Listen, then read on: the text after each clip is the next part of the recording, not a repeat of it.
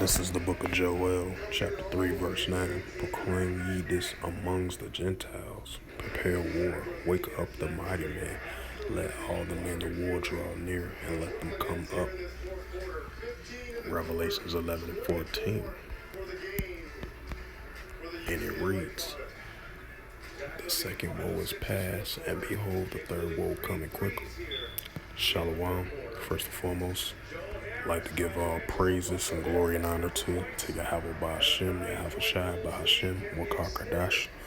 Double honors to the elders and apostles of Great Millstone, preaching this word truthfully and sincerely. And shalom to the Akim that be like unto the speckled bird, preaching the word truthfully and sincerely. And I say shalom to you Akim out there. And this is a sit-down lesson, a quick sit-down lesson for in the news of November the 1st, 2022 at 8:44 p.m. Central Standard Time on this Tuesday night.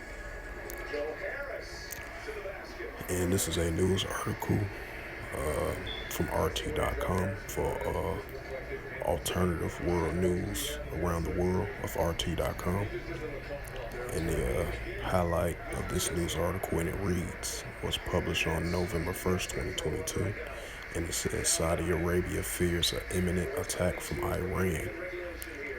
The WSJ reports.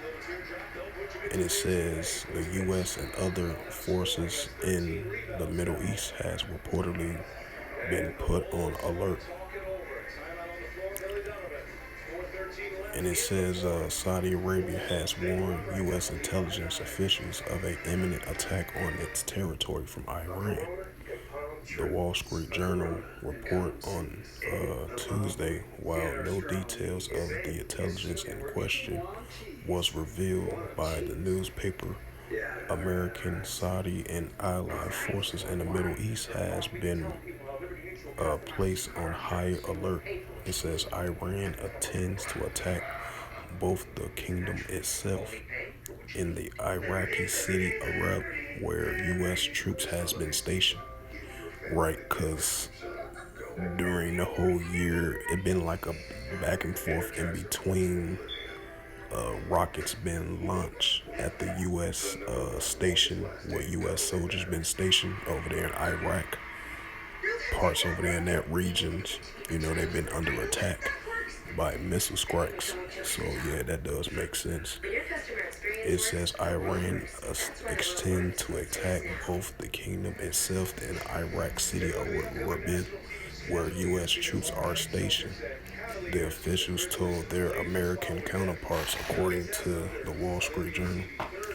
Later on Tuesday, Pentagon Press Secretary Patrick Ryder told reporters that the U.S. was concerned about the threat situations and reserved the right to protect and defend itself no matter where our forces are serving. It says whether in Iraq or elsewhere, just like the Wall Street Journal writer offered no further details of the alleged threat. And it says the Iran forces have struck Erbil in several occasions this year. Yep, just like I mentioned. Fired a dozen ballistic missiles at the city in March and launching more missiles and drones since last September. Tehran said that the latest strike were aimed at Kurdish terrorist groups. Operation near the Iraqi city. And it says Iran, right, because you have Iranian-backed allies in Iraq and Syria, and definitely in Syria as well too. So I keep that in mind. It says Iran has accused of foreign powers, because you know Israel and Iran cannot get along with one another. Iran accused foreign powers, specifically the United States, Israel, and Saudi Arabia, of instigating a wave of anti-government demonstrations across the country. Right, because I believe they was going to get hit with economic sanctions on that as well too. It says the commander of Iran Islamic Revolutionary Guard Corps General Hassan Hamid publicly accused Radai of Saudi Arabia last month of interfering in other internal affairs through media coverage of the protests. And it says, you are involved in this matter, and now that you are vulnerable, Samini warns the Saudis. According to the Wall Street Journal, it is unclear whether the latest alert is connected with the Iranian commander's statement. So yeah, hey, matter of fact,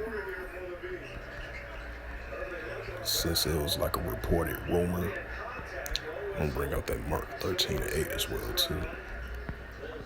That's spirit.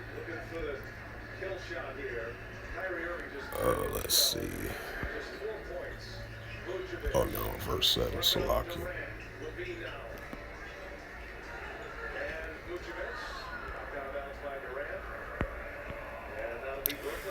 This is the book of Mark, chapter 13, verse 7. And when ye shall hear of wars and rumors of wars, be ye not troubled, for such things must need be, but the end shall not be yet. Verse 8. For nation shall rise against nation, and kingdom against kingdom, and there shall be earthquakes in diverse places, and famines and troubles. These are the beginning of sorrows. Right, because these are the increasing beginning of sorrows. Because you see, like I mentioned in my previous video a couple of minutes ago, I just finished on with the North Korean situation, and all other parts of the earth of rumors of wars and nations rising against nations. I mean, it's increasing at an all-time high, because so much going on in regards to what the war, the rumors of wars between the nations and different kingdoms as well too. That's why you're seeing, these are the beginning stages of sorrows in many different categories as well too. But now we're focusing on the war type tactic situation going on right here of the sit down lesson, because this is the beginning of sorrows of increasing wars and uprisings between the nations and different kingdoms as well too, but you're gonna see it increase more and more and more now, so more than ever, So with that, I hope this lesson was edifying for In the News. Through the spirit, power, grace, and mercy of Yahweh Yahushua. And I'd like to give all praises and glory and honor to Yahweh, by Hashem Yahushua, by Hashem HaKarkadash. Double honors to the elders and apostles of Great Millstone, preaching this word truthfully and sincerely. And shalom to the Akim, scattered through the four corners of the globe, preaching the word truthfully and sincerely.